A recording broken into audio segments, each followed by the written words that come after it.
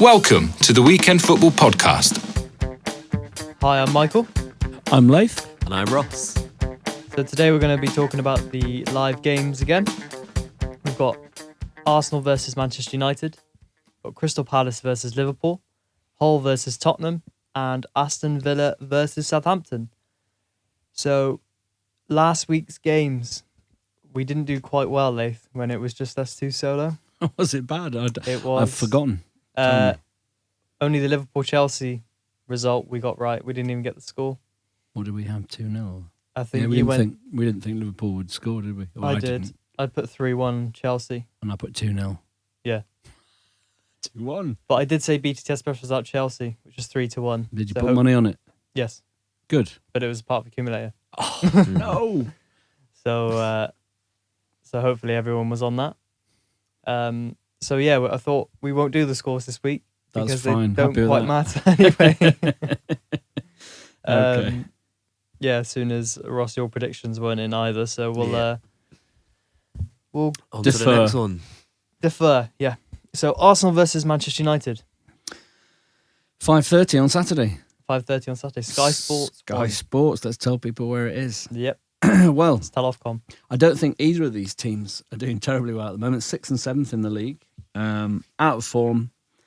United, slightly better form than Arsenal, but not much. 3 wins in the last 6. Arsenal 2 draws, 2 defeats. But Arsenal are still unbeaten at home. They are.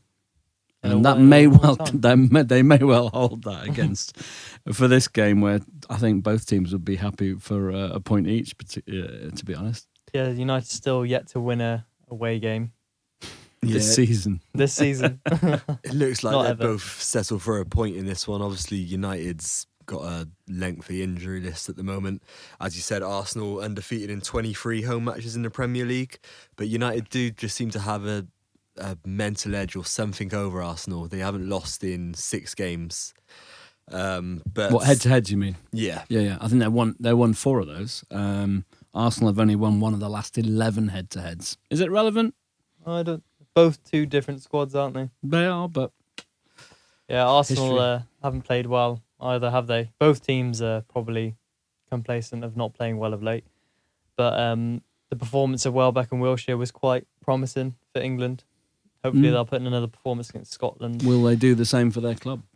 That's the question. I think Danny Welbeck will obviously have a point to prove with Van Gaal getting rid of him and making some He will. Yeah, disregarding comments. And he'll afterwards, probably so score a goal. he probably will, yeah. I think he will. Well, it's usually the other way, isn't it? Club, country, club. I could see Arsenal starting with a 5:30 kickoff on Saturday afternoon, but they have conceded more points from a winning position than any other team. So they've let go of 9 points this season when they've been in the lead. They've also, although they're unbeaten at home, they've only won as many home matches as QPR, who are second from bottom. Two at home, 3 draws, and they've drawn 5 games this season. Yeah. So they don't seem to have that sort of edge they had last season or the season before, where they're sort of, they're just 1 point hit almost every other match. It's not good enough. It is a hard one to call just because I think both teams have got a fair few injuries, really. So it's not going to be the best starting 11 or regular starting 11 you're used to seeing. So I think it would be a slightly different game to what we've seen in years gone by when they've been quite fierce and quite fiery. If we go back to the internationals, what do you guys think on the whole international duty and injuries? Do you think they should get compensated?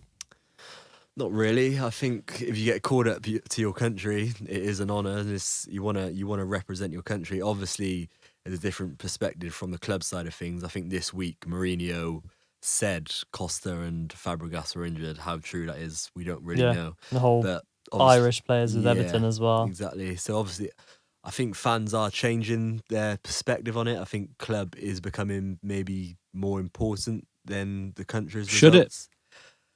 Well, it's more. It boils down to money. It's commerce, doesn't it? yeah. Unfortunately, there's so much money in the Premier League now that it's a matter of cash, and players are motivated and clubs are motivated to do well in the Premier League. And unfortunately, it used to be a privilege to play for your club or play for your country. Now things are slightly different. Is that I'll play for my club because that's where the money is. Yeah, and that's where they get paid at the end of the day, I suppose. I still think although it's frowned upon for the clubs to have such a big impetus on what the players do, but those players are employed by that club. Yeah. They're not employed by England. They're not employed by Spain. No, they're not. And I do think clubs should have a bigger say.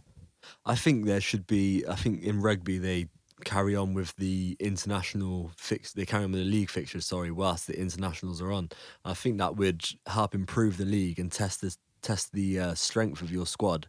The only thing is, again, it boils down to money. Would fans want to cause a divide on the players as well? Yeah. The players, if Manchester United are playing Arsenal, I mean, as a player, and then say Di Maria, he's Argentinian, isn't he? Say he plays Portugal in a friendly, Like tonight. Yeah. and Arsenal playing Man United, you're going to want to play for Man United against Arsenal, aren't you? And from a fan's perspective as well, I think the fan would maybe feel slightly cheated if he can't see the best players available Maybe playing for a his bit club. like flying all the way to see Federer play in the final and he doesn't play. So if the clubs are the players are employed by the clubs and they get injured for 6 months, do you think they should be compensated then? It's part of football, really, isn't it? I mean, you could get injured doing anything, anywhere. I mean, True, but if the player's on £40,000 a week, yeah, and he gets injured for 26 weeks, that's on international ridiculous. duty. That's a ridiculous amount of money you're paying for that player not to do I'm his job. sure England have some insurance policy that compensates the club, or do they not? Well, I don't know. I remember when I've never Michael had a Owen look. got injured in the World Cup, and then there was whole compensate. They did pay out, I think. Yeah, But- well, that's why people like Mourinho and other clubs are starting to hold back their players. Yeah. Basically, it comes down to the player, the personal opinion of the player, and what they want to do. I guess the sums that are being paid, I'm sure both sides have got insurance to cover it. If they haven't, then Yeah. it sounds like there's an opportunity there for the insurance world.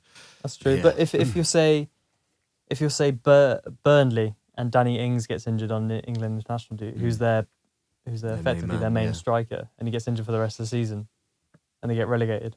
Yeah. But yeah, it's just, I suppose, part of the game, really. You just got to take, it's up to Danny Ings whether he wants to take that risk. Well, back to the Arsenal-Man United game anyway. Where do you think the score will go, Leigh? Well, at end, I really find it difficult to separate them, and I think, yes, home advantage for Arsenal, and no, they haven't been beaten at home, but I can honestly see this ending a draw and probably 1-1 with Danny Welbeck to score for Arsenal. And Ross?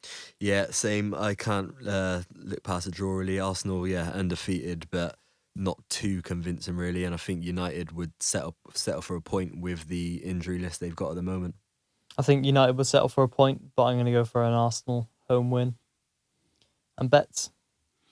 For me, it would be both teams to score. I do believe that both teams will score in this match. I'm not sure there'll be many goals, so you could also look at under 2.5. Ross? Yeah, I think Danny Welbeck have a point to prove, and I think he might come back and break Manc hearts. So I've gone for a scorecast, Danny Welbeck to score first, and a game to finish 1-1, and you get that around 28 to 1 at Bet Victor. I've just gone for the straight Arsenal win here, the 1x2 market, which would get 2.25 at Ladbrokes. Over to the 1:30 kickoff on Sunday, which is Crystal Palace versus Liverpool. This fixture won't go down well with Liverpool fans. They threw away a 3-goal lead last season at the end. More importantly, probably the title. Mm-hmm. Will Palace use this to gain mental impetus on the game, Ross? Could they gain mental impetus from it? I'm not sure, but I think it may affect. I don't know if it'd do much to Palace, but it could affect Liverpool still with a lot of their squad still there. People like Gerrard, Skirtle, they have a point to prove after slipping up there last season. I mean, it is a tough place. Well, it's supposedly a tough place to go and visit, but they've actually only won once at home this season, Palace, and have only scored 5 goals at Selhurst Park. So Liverpool, neither team are in great form, but Liverpool will go there fancying their chances of sneaking a result. And Leith, what do you think? I think Liverpool will go there with a degree of confidence, but I think it'll be a trickier game than they expect. Palace haven't won in 5 after a 4 league match unbeaten run, and one of those matches was at Goodison Park, which they surprised us and won 3-2. They did, yeah.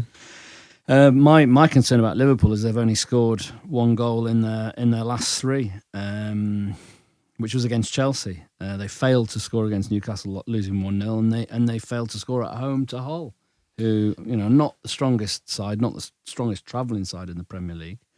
So I've got a feeling this might be a potential banana skin, and I won't be putting money on Liverpool in this game. No, I don't think I will either. I mean, although Crystal Palace have the second worst defence in the Premier League, only QPR have conceded more this season. Liverpool have conceded 9 in the last 5 away, and I think for a team that needs to be up in the top 4 as they were last season and get that Champions League money to progress, I don't think. No, that's a good. No, it's not. It's been a disappointing season so far. 11 games in, they're 11th in the league. 4 wins, 5 defeats, and a negative goal difference, which you wouldn't expect. No. If you were looking forward at the start of the season. Well, after last season, anybody could see what they needed. They needed a strong, commanding centre-back that would help sort out their defensive problems. And obviously they brought Lovren in, and they brought in Moreno as well. They haven't really addressed the issue, and their defence looks just as leaky as it was last season.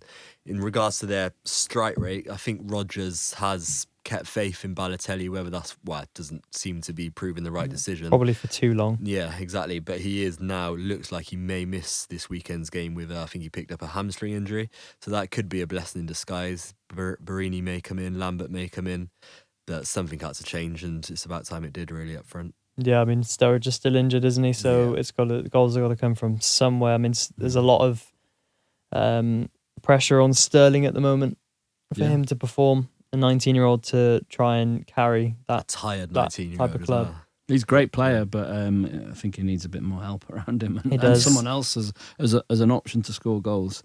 Gets tired a lot. He's bound to. I mean, we saw Palace go to Old Trafford, and they nearly got a 0-0 at Old Trafford, which might not be a great result considering how United are playing at the moment. But they were very tough to break down. So although they have conceded quite a few goals, maybe that was earlier. They look pretty tough to get past a couple of weeks ago. Both sides have lost by the same 2-1 scoreline at home to Chelsea. I don't know if that makes any difference. Losing 1-2 at home. I can see potentially a draw here, but I certainly won't be putting money on Liverpool at the moment until they start scoring goals. So Ross, your score prediction for the game? Yeah, I think things are going to change this weekend for Liverpool with either tactics or formation, and I think they may just eke out a 2-1 win. They need a win. They're desperate Liverpool for a win. So yeah, 2-1 Liverpool win. And Leith? I'm going for a draw. I'm not sure whether to decide between 1-1 or 2-2, but I'm going for a draw. I'm going to go for a Palace home win. I think it'll definitely be goals. We're all different. 3-2. I'm going for. You get. I think I had a little sneaky look at some BTTS result odds on Palace for Sunday, and you get about 7-1 for Palace to win and both teams to score, which is it's not beyond. I've got 9-1 here. You got 9. Yeah, Coral. Yeah, well, I think we've all alluded to it that their both defences are quite leaky, and both teams have only managed to keep 2 clean sheets this season. There have been over 2.5 goals in 3 of their last 4 fixtures, so that's what I'd opt for on this one. Over 2.5 goals with the best odds at Bet Victor. And your bet, Leith? I'd go both teams to score and over 2.5 goals. Next up, we've got Sunday's game, 4:00, Hull versus Spurs. Spurs have been absolutely dreadful of late. I don't know whether I'm taking more notice of that as a fan. No, they have. They've been very difficult to back. I've tried to avoid them, to be honest. Yeah, and Hull haven't been in great form either, have they?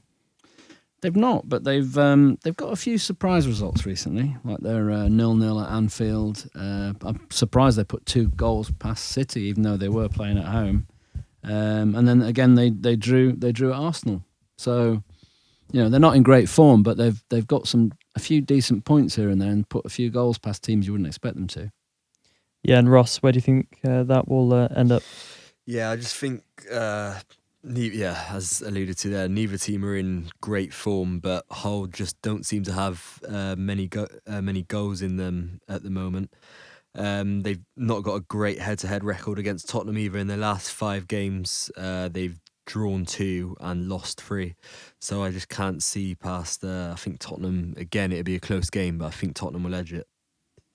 Yeah, Spurs are beaten in 3 at the KC Stadium as well, so that they've got a good record away to Hull. They've scored 8 goals in that time as well, so they've scored quite a few. I remember they won 5-1 there a couple of seasons ago. And Tottenham seem to be playing better away from home than at Yeah. home at the moment. Losing at home to Stoke and at home to Newcastle As recently. Adebayor says, they I'm don't not like playing against Yeah. in their home ground because of booze. I'm not surprised. Yeah, very cynical. They lose against West Brom, Newcastle and Stoke. It's like United last year. There seems to be it must be a mental thing or a pressure thing, but it was just better away from home last season. Yeah. Talking about Spurs strikers, Harry Kane. Mm-hmm. He scored 10 goals in his last 10 for club and country. Surely he's got to start. Yeah, he's got Adebayor, Sardado, not really doing it, are they, this season? So I'd give him a go. I didn't think he would be as good as he has been when I first saw him, to be honest, but keeps finding the back of the net, and you can't ask much more than that for a striker. So I think Pochettino's got to opt for him. Exactly, yeah. And I think Livermore, might dominate the midfield. Spurs don't look strong in the centre. So I think that could sway the game possibly. If they can dictate the game from the midfield, then they might actually get a result. Yeah, again, two former players with a point to prove. Obviously, we all know about Huddleston's passing range. It'd be interesting to see who Tottenham play in there, really. I think if you have somebody with a bit of mobility in there, could dominate. But we'll have to wait and see what the starting lineups look like. Yeah, Tottenham have scored at least 1 goal in their last 6, but they've only managed to score more than 1 goal against Villa away at the beginning of the month. But they've also conceded 9 goals in their last 4. Hull haven't scored in their last 3, but have only conceded 2 in their last 3. So that'll be quite tight. And I would expect Hull to actually break some ground here and score a goal. But Tottenham should win. I've got a sneaky feeling it might end up a draw as well, 1-1. And Ross, where do you think that will go with score? I think Tottenham would just edge it. Only Hull, if you are looking at a particular bet, then only Hull have conceded more goals in the opening 15 minutes of matches this season than Tottenham, 5 and 4 respectively. So keep an eye out for an early goal.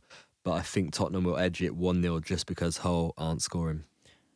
I have yet to determine the score because I have no idea. I'm not surprised as a Tottenham fan. I'd be confused as well. But the fan in me says 3-1 Tottenham. What does the sensible head in you say? Don't even look at the score. Just don't back it. I think under 2.5 goals will be a wise bet here, given where they are. Yeah, given their goal scoring records and defensive records, that's what I've opted for as well. Under 2.5 goals with the Bestals at Bet Victor. I've gone for a player that I think that he might be the highest goal scorer at Tottenham at the moment, Nasir Chadli. Yeah. I'm going to go for anytime goal scorer, which is 12-5 at Sky Bet. Not that generous anytime. Well, anytime's not really a big market, is it? No, 12-5. I think if you're going to go for any bet, it's that. Well, I'd just say looks like stay away. Yeah, Any Tottenham fan, just don't watch it. Do you need some fans there? Probably, yeah. No, it's at home that we don't want them. Finally, we've got Aston Villa against Southampton. So we've got the worst defence up against the best attack in the Premier League. So quite a big stat. Southampton has scored more away goals than Aston Villa have this entire season. Oh, they're just at opposite ends of the form table. Aston Villa are bottom. No wins, 1 draw, 5 defeats. Their 6-match run of defeats was ended by a 0-0 draw away to West Ham. So they've now scored 1 quite goal. A good result, actually. It was a good result, but without scoring. So they've scored 1 goal in their last 7. Yeah, terrible. Yeah, and as you said, Southampton totally the other end of the spectrum, just conceded just 5 goals this season. However, 4 of these have come away from home. I just can't see Southampton losing, really. I think they could get top 4. I don't really know. Why wouldn't they? Yeah, I mean, we're 11 games in, and they're up there in second place. They've got the best goal difference in the Premier League. They've not conceded in the last 4. They're scoring goals. They've only conceded 3 goals in the last 10. And in the last 10, I think Chelsea have scored 25, conceded 10, so they've got a plus 15 goal difference. City have scored 20, conceded 12, plus 8. But Southampton have scored 22, conceded 3, Plus 19 goal difference after 10 games is incredible. Who needs Lovren? Keep waiting for their poor run of form to start. You think, this may be the weekend where they dip, but Can't this doesn't see it look like happening. You've alluded to the top four, the so-called top four, not quite as strong this season. I mean, I think outside of City and Chelsea, they could beat anyone on their day. Well, we're over quarter of a way through the season and they're still up there very, very comfortably. So Yeah, they are. Can't see them slipping outside the top four. Yeah, no European commitments. Who's going to challenge them? Yeah, that's the thing. You just can't see it at the moment. Still got Jay Rodriguez to come back as well, so only going to get stronger. The only team to beat Southampton this season? Oh, go on. Is it a team in North London by any chance? Tottenham. Did Liverpool beat them? No. First game of the season? No, they've only lost one. They might have done. I think they did. Check. As he checks his lost, phone. they've lost 2 away from home. I'm sure they've lost 2 away from home. That's all they've lost, 2. But I'm pretty sure Liverpool beat them. Yeah. They've lost. Oh, wait a sec. No, they beat Liverpool. First day of the season, I'm sure Liverpool beat them at home. Yeah, they did. At Anfield. Yeah. Okay. Do you know what the most recent team to beat Southampton is? Surprise me. So, score predictions. I think it's quite straightforward, isn't it? It is, and I'd be tempted to go for a win to 0. Are we still on? Yeah, we're still on. I'd be tempted to go for a win to 0. Maybe 2, possibly 3. 3-0 to Southampton away. Ross? Yeah, I think win to 0 as well. If you just look at Aston Villa's defensive record, goal scoring record, and Southampton's defensive record, I'd go 2-0 Southampton this one. I'm going to go 3-0 Southampton, and my bet would be over 2.5 goals because you get over evens at Bet Victor for that. I think that's quite a good price. Yeah, well, Southampton put 8 past on them. They were at home. Yeah. Yeah, I think obviously Graziano Pele's been the main man for Southampton so far, but I've also, of what I've seen of him, I've liked the look of that Tadic, who's been creating a lot, and for a first goal scorer, he's 7-1 at Sky Bet. Around the Premier League. So we're going to take you around the rest of the Premier League to determine where the value is. So Leith, have you got any bets? Looking for individual value, I would look at Sunderland sneaking an away win at Leicester. You'll get odds around 12-5 for that. City Swansea is a tempting both teams to score home win for City. And I would avoid the Everton game in any accumulator. Quite short price favourites to beat West Ham. I fancy that to be a draw. And Ross? Yeah, in terms of individual bets, I think a safe bet for the Chelsea-West Brom game is just Chelsea to win to 0 with the best odds at Bet Victor. I think West Ham will start well at Goodison Park, but I think Everton may come from behind and win. So I think that could be a cheeky bet at Bet Victor as well. Best odds of 17-2. Leicester Sunderland's neither team in great form, neither team scoring much, so I could see a 0-0 there with best odds of 10-1 at Coral. I agree with Leith on Man City and Swansea. I think that'd be a BTTS and a home win. And Charlie Austin has scored 4 in his last 3 games, so I could see him getting the first goal against QPR against Newcastle with the best odds at Betfair around 8-1. Okay, I'm going to go for a BTS treble. So Everton, West Ham, Leicester versus Sunderland, Palace versus Liverpool. You get about 5-1 at Bet Victor with that one. Completely opposing Ross on the 0-0 Leicester Sunderland there with both teams to score. Yes, I am. Okay. And a double BTS plus result. I think it's well worth sticking a pound on this. Crystal Palace to beat Liverpool, with Liverpool to score, and Swansea to beat Man City. Swansea to score. They're very possible. I think the Palace-Liverpool one is probably more possible. In fact, I've already placed that in an accumulator for the final leg of a six-fold. But I think the odds were nearer 9, not 7. You're right. Yeah, well, the double gets you 116-1, so I think it's definitely worth a pound. A quid. I'd cover it with a City to win and keep the Palace. I'd rather throw away my pound. Oh, okay.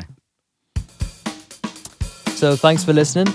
Next week, we've got West Brom versus Arsenal, Sunderland versus Chelsea, Southampton versus Man City, and Spurs versus Everton.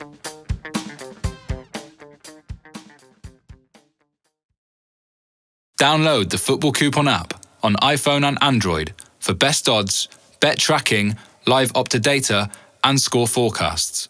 For more information, check out footballcoupon.co.uk.